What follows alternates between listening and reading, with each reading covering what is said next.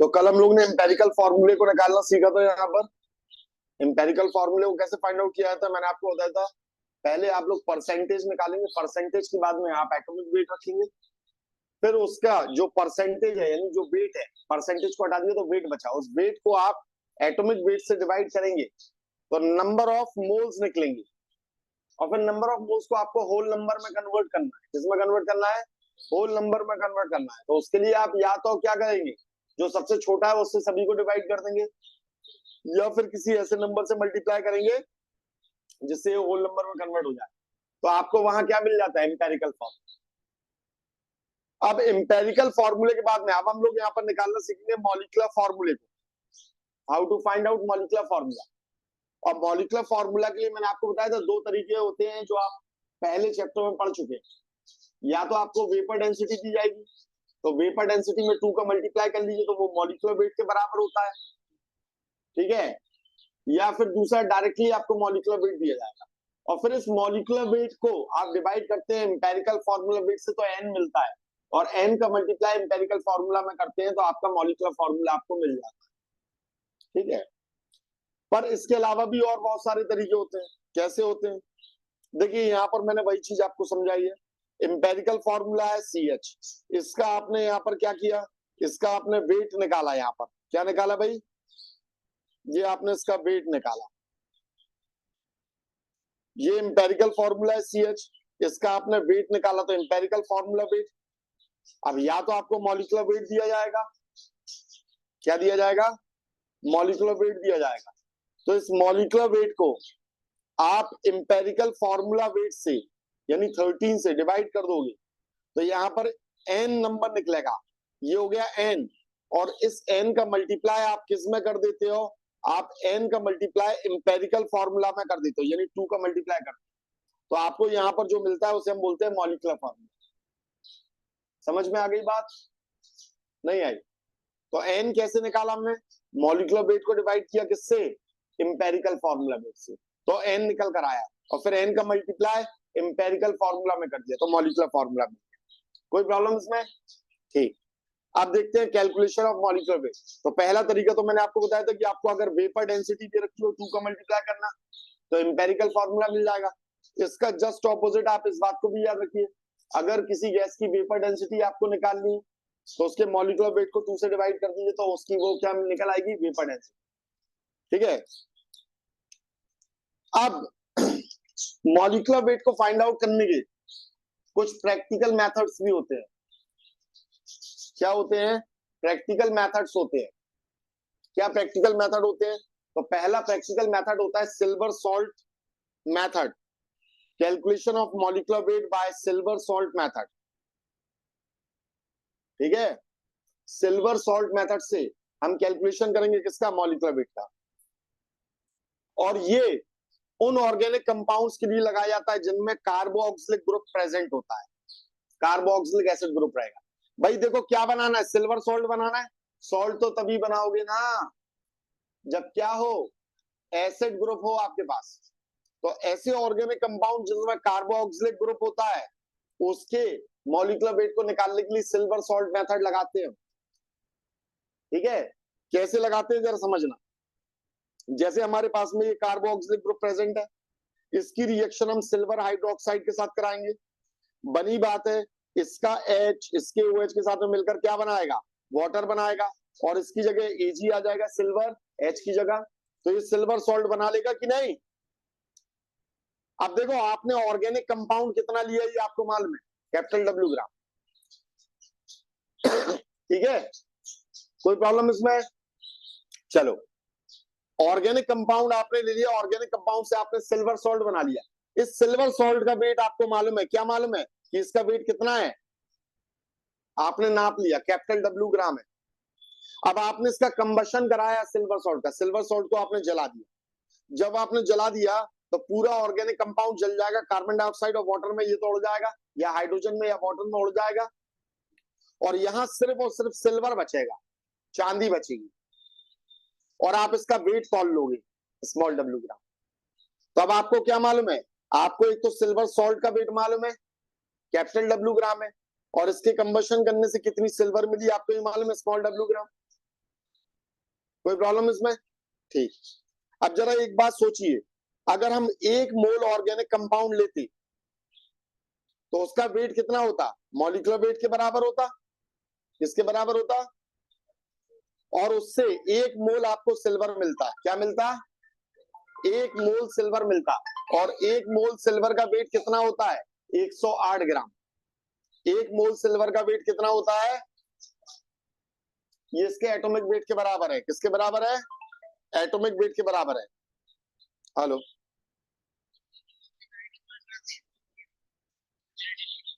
Recording in progress. तो देखो भाई, सिल्वर सॉल्ट हमने लिया, इसका वेट हमें मालूम है कैपिटल डब्ल्यू ग्राम। सिल्वर कितनी मिली है? स्मॉल डब्ल्यू ग्राम मिली है। अगर 1 मोल ऑर्गेनिक कंपाउंड लोगे तो उसमें एक ही तो सिल्वर है। देखो इसके पूरे मॉलिक्यूलर फॉर्मूले में अगर हमने इसका 1 मोल लिया तो इसमें एक ही सिल्वर है कि नहीं है? एक सिल्वर का वेट कितना होता है? 108 ग्राम। और इसका मॉलिक्यूलर वेट कितना है? m ग्राम। ठीक है, तो बस यहीं से हमने फॉर्मूला बना लिया। यहीं से फॉर्मूला हमने ये बना लिया। अगर हम डब्ल्यू ग्राम क्या लेते हैं? कैपिटल डब्ल्यू ग्राम, ऑर्गेनिक कंपाउंड नहीं, सॉल्ट लेते हैं, तो इससे स्मॉल डब्ल्यू ग्राम आपको क्या मिलती है? सिल्वर मिलती है। और आपको मालूम है अगर इसका मॉलिक्यूलर वेट के बराबर वजन लेते हो तो इससे सिल्वर कितनी मिलती है? 108 ग्राम। तो बस इसी को सॉल्व करके आप नहीं निकाल पाओगे? निकाल पाओगे कि नहीं? इससे कितनी सिल्वर मिल जाएगी आपको मालूम चल जाएगी भाई। इसी फॉर्मूले को आपने ये बना लिया ना, इसी फॉर्मूले को कन्वर्ट करके इसमें कन्वर्ट कर लिया। ठीक है, अब स्मॉल डब्ल्यू ग्राम किस में से मिला? कैपिटल डब्ल्यू ग्राम ऑर्गेनिक सॉल्ट से मिला, सिल्वर सॉल्ट से मिला। तो 1 ग्राम कितने से मिलेगा? Capital W by small W. तो 108 ग्राम कितने से मिलेगा? Capital W by small W into 108। ठीक है, तो चाहे यूनिटरी मेथड से कर लो, चाहे इस मेथड से कर लो, चाहे इस मेथड को सीधा सीधा याद कर लो आप। कोई प्रॉब्लम इसमें? तीनों एक ही बात है। नहीं आया समझ में? किसे नहीं आया समझ में? ईमानदारी से बोलो। समझ में आ गया सभी को? फिर से मैं समझा देता हूं। देखो बेटा, हमने ये लिया RCOOAG, सिल्वर सॉल्ट लिया, इसका कंबशन करा रहे हैं हम, जला रहे हैं, तो हमें यहाँ पर क्या मिल रहा है? सिल्वर। बाकी यहाँ से कार्बन डाइऑक्साइड उड़ गई, जितने भी हाइड्रोजन थे वो H2O बनकर यहाँ से उड़ गए बेटा। हमें सिर्फ और सिर्फ सिल्वर मिली कि नहीं मिली? ठीक है, हमने ये माना कि इसका कैपिटल डब्ल्यू ग्राम है, तो इससे इसका कितना मिला? स्मॉल डब्ल्यू ग्राम। अब देखो बैलेंस रिएक्शन में देखो, एक ही सिल्वर लग रही है एक ही मॉलिक्यूल के साथ कि नहीं? तो यानी इसका अगर हम मॉलिक्यूलर वेट के बराबर लेंगे तो इससे इसका एटॉमिक वेट के बराबर मिलेगा कि नहीं? और इसका एटॉमिक वेट कितना है? 108 ग्राम है। तो मॉलिक्यूलर वेट से इसका कितना मिलता है? 108। तो इसके कैपिटल डब्ल्यू ग्राम से इसका कितना मिल जाएगा? स्मॉल डब्ल्यू ग्राम। इसी को तो बराबर करना है। तो मॉलिक्यूलर वेट का फॉर्मूला क्या हो गया? Capital W by small W into 108। यही हो गया कि नहीं हो गया? बस यही तो निकाल लिए बेटा, तीनों तरीके से हमने यही निकाला है। आ गया समझ में? तीनों तरीके से हमने यही चीज को निकाला है, यही चीज को फाइंड आउट यहां पर किया है। ठीक है, कोई प्रॉब्लम इसमें? अब देखो molecular weight of organic compound. अब ऑर्गेनिक कंपाउंड का मॉलिक्यूलर वेट निकालना है हमें। तो देखो ये मॉलिक्यूलर वेट ऑर्गेनिक कंपाउंड का नहीं है, ये तो सिल्वर सॉल्ट का है। किसका है? अब हम एक चीज कर दें, क्या कर दें कि इस मॉलिक्यूलर वेट में से भाई ये मॉलिक्यूलर वेट किसका निकला? सिल्वर सॉल्ट का निकला। तो हम सिल्वर के वेट को तो माइनस कर दें। भाई हमें ऑर्गेनिक कंपाउंड का मॉलिक्यूलर वेट चाहिए। ऑर्गेनिक कंपाउंड क्या था हमारा? ये था, ये था कि नहीं था? RCOS था ना। तो हमने क्या किया था? इस हाइड्रोजन को हटाया और इसकी जगह किसे लगाया? सिल्वर को लगाया। तो यहां कौन बन गया? RCOAG बन गया। तो अगर इसके मॉलिक्यूलर वेट में से सिल्वर के मॉलिक्यूलर वेट को माइनस कर दें और हाइड्रोजन के वेट को हम जोड़ दें तो ये इसका वापस मॉलिक्यूलर वेट बन जाएगा कि नहीं बन जाएगा इस कंपाउंड का? तो हम क्या कर दें? 108 माइनस कर दें इसमें से और हाइड्रोजन का एक वेट प्लस कर दें। यही तो करना है ना। किसमें से? Molecular weight of silver salt में से। तो देखो बस यही तो किया हमने, capital W by small w into 108 minus 108 plus 1। समझ में आ गई बात? तो अब हमें क्या मिल गया? मॉलिक्यूलर वेट मिल गया, किसका?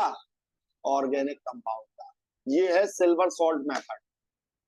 और एक बार मॉलिक्यूलर वेट मिल गया, अब आपको अगर इसका एम्पेरिकल फार्मूला वेट मालूम है तो मॉलिक्यूलर वेट को एम्पेरिकल फार्मूला वेट से n निकल आएगा, n का एम्पेरिकल फार्मूला मल्टीप्लाई कर लेना, मॉलिक्यूलर फार्मूला मिल जाएगा। ठीक है। अगर कार्बोक्सिलिक एसिड डायबेसिक होता, मतलब इसके मॉलिक्यूल में दो दो एसिड होते, COH COH ग्रुप, तो दो सिल्वर लगते कि नहीं लगते यहां पर? तो यहां क्या हो जाता? तो बस यहां पर अंतर ये आता है कि इसके मॉलिक्यूलर वेट, यानी एक सिल्वर सॉल्ट का जो मॉलिक्यूलर वेट लिया हमने, एक सिल्वर सॉल्ट का जो मॉलिक्यूलर वेट लिया, ये वाला, समझ में आ रही है बात? एक सिल्वर सॉल्ट का जो मॉलिक्यूलर वेट लिया, उस समय 2 इंटू 108 2 Ag मिल रहा है कि नहीं मिल रहा? अरे भैया दो सिल्वर मिल रहे कि नहीं मिल रहे? डायबेसिक एसिड है ना ये, एक ही मॉलिक्यूल के अंदर दो सिल्वर लग गए। अब ये बीच में कार्बन की कितनी भी चेन हो, उससे कोई मतलब नहीं है हमें। तो इसका इग्निशन या कंबशन कराएंगे तो दो सिल्वर के एटम मिलेंगे। तो m dash molecular weight of silver salt से हमें क्या मिल रहा है? 108 इंटू 2 ग्राम मिल रहा है सिल्वर। तो कैपिटल W ग्राम से कितना मिल जाएगा? क्या आप इसे नहीं लगा पाओगे? स्मॉल w ग्राम। क्या इसे फाइंड आउट नहीं कर पाओगे? बस इससे ही हमने ये बना लिया। अब यहां पर हमें क्या चाहिए? हमें चाहिए ऑर्गेनिक कंपाउंड का वेट। तो ऑर्गेनिक कंपाउंड के वेट के लिए हम क्या करें? दो सिल्वर के वेट को माइनस करें और दो हाइड्रोजन को जोड़ दें। तो ये बन गया दूसरा मेथड। तो जनरल फॉर्मूला क्या बन गया? अब चाहे जितने Ag लगे हो, यानी चाहे जितना कार्बोक्सिलिक एसिड हो, आप तो उसमें n का मल्टीप्लाई करो। देखो दो थे तो आपने कितने का मल्टीप्लाई किया? दो का। यहां भी कितने का मल्टीप्लाई किया? दो का मल्टीप्लाई किया कि नहीं किया? है ना। और फिर यहां पर दो आपने जोड़ दिए। अगर तीन होते तो तीन का मल्टीप्लाई करते, यहां भी तीन का मल्टीप्लाई करते और यहां तीन जोड़ते। ठीक है। चार का होता, चार का मल्टीप्लाई यहां, चार का मल्टीप्लाई यहां, चार यहां जोड़ते। अच्छा चार यहां बार बार जोड़ो, उससे बढ़िया 108 को 107 नहीं कर दो, तो ये जोड़ने का लफड़ा भी खत्म हो गया कि नहीं हो गया? समझ में आ रही है बात? तो बस अब जनरल फॉर्मूला क्या बन गया? Molecular weight of organic compound capital W by small w into n into 108 minus n into 107। ये एक जनरल फॉर्मूला बन गया। अब चाहे जितने कार्बोक्सिलिक एसिड हो उसके अंदर, उसके हिसाब से n की वैल्यू को रखो। ये एक जनरल फॉर्मूला बन गया। मोनो बेसिक एसिड है तो n की वैल्यू 1 रखो, डाइबेसिक है 2 रखो, ट्राइबेसिक है 3 रखो, टेट्राबेसिक है 4 रखो। समझ में आ रही है बात? अगर आपका ऑर्गेनिक कंपाउंड में अब एसिडिक ग्रुप ना होकर बेसिक ग्रुप हो, तब मॉलिक्यूलर वेट को कैसे फाइंड आउट करेंगे? तो फिर हम लगाते हैं प्लेटिनम क्लोराइड मेथड। क्या लगाते हैं? Platinum chloride method. इसमें क्या करते हैं? ये हमारा बेस है, बेस मतलब NH2 ग्रुप प्रेजेंट है, तो हम क्लोरोप्लेटिनिक एसिड जिसका मॉलिक्यूलर वेट होता है 410, इसके साथ में इसकी रिएक्शन कराते हैं। और जब रिएक्शन कराते हैं तो यहां पर ये कोऑर्डिनेट कंपाउंड का फॉर्मेशन होता है RNH3। देखो भाई ये एसिड है तो ये एसिड क्या करेगा? H प्लस देगा, और H प्लस कौन लेगा? NH2 लेगा। NH2 नेचर में कैसा है? बेसिक है। अभी ऑर्गेनिक केमिस्ट्री में आप ये पढ़ोगे। तो देखना ये क्लोरोप्लेटिनिक एसिड कितने कितने H प्लस देता है? इसका एक मॉलिक्यूल 2 H प्लस लेता है, देता है। तो इसीलिए 2 RNH2 हमने यहां पर लगाए। कितने लगाए? समझ में आ गई बात? तो आपके ये लग गए, तो इसने ये 2 का फॉर्मेशन किया, यहां पर दो मॉलिक्यूल इसके लगे। और यहां पर कौन बचा? PtCl6 माइनस 2 बचा है। ठीक है, समझ में आई है? तो ये अपने आप में कॉम्प्लेक्स सॉल्ट का फॉर्मेशन हो गया। किसका फॉर्मेशन हो गया? कॉम्प्लेक्स सॉल्ट का फॉर्मेशन हो गया, जिसे हम ऐसे भी लिख सकते हैं। अब इसे हम इग्नाइट करेंगे, तो इग्नाइट करने पर आपको कौन मिलेगा? प्लेटिनम। कौन मिलेगा? अब देखो सिल्वर और प्लेटिनम ये सब हम क्यों लेते हैं? क्योंकि ये कंपाउंड किसी से रिएक्ट नहीं करते, नोबल होते हैं। और इससे ही हम कंपाउंड का वेट पता लगाएंगे। कैसे पता लगाएंगे? इस प्लेटिनम का हमने वेट निकाल लिया, तो पहले तो हमने क्लोरोप्लेटिनिक एसिड के साथ में इसकी रिएक्शन कराई, जो भी आपका ऑर्गेनिक कंपाउंड था जिसमें बेसिक ग्रुप था। इसका हमने वेट देखा, कितना वेट मिला इसके सॉल्ट का, कैपिटल W ग्राम। फिर इसे हमने इग्नाइट किया, बर्न किया, कंबशन किया, तो हमें प्लेटिनम मिला। उस प्लेटिनम का वेट देखा हमें, कितना मिला, स्मॉल W ग्राम। फिर से वही बात हो गई कि इसका अगर आप मॉलिक्यूलर वेट लेते हो, इसका क्या लेते हो, तो इससे एक प्लेटिनम का एटम मिलता है जिसका वेट कितना होता है, 195। बस इसी को उठाकर आप यहां रख देते हो, इसी को उठाकर आप यहां रख देते हो, इसे सॉल्व कर लेते हो। Capital W by small w into 195 minus molecular weight of acid divided by 2। ठीक है, तो ये मॉलिक्यूलर वेट आपको मिल जाता है। लेकिन अब आपको क्या चाहिए, molecular weight of organic compound चाहिए। तो ऑर्गेनिक कंपाउंड में से आपको क्या करना पड़ेगा, तो देखो आपको मालूम है क्लोरोप्लेटिनिक एसिड का वेट कितना है, 410। तो इसे माइनस करना पड़ेगा आपको, इसे माइनस करना पड़ेगा। क्यों माइनस करना पड़ेगा, समझ रहे हो, नहीं समझ रहे? भाई इन दोनों ने आपस में रिएक्ट किया तो क्या बनाया, ये कंपाउंड बनाया ना।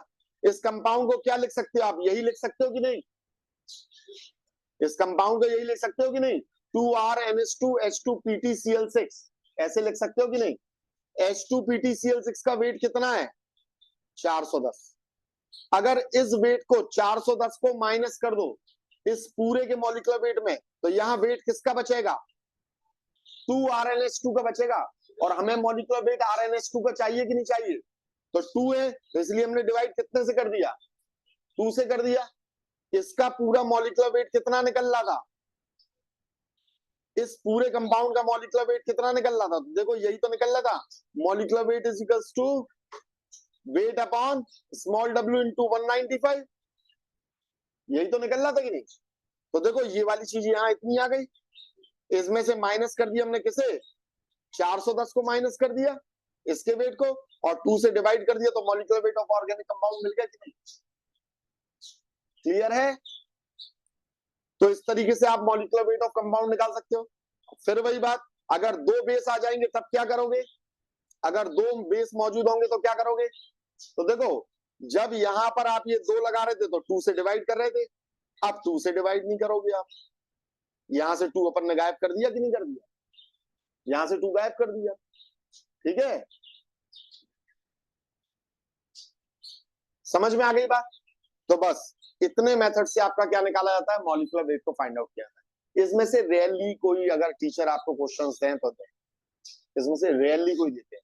बस वो ड्यूमास मेथड, जेल्डाल मेथड तक जनरली 11th वाले टीचर्स आपके क्वेश्चन वहीं तक छोड़।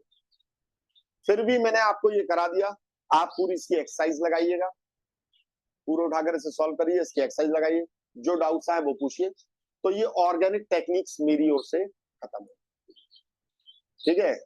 अब इसके बाद में ऑर्गेनिक केमिस्ट्री का हमारा नॉमेनक्लेचर चालू होगा, ठीक है। तो ऑर्गेनिक टेक्निक में यही चीज है।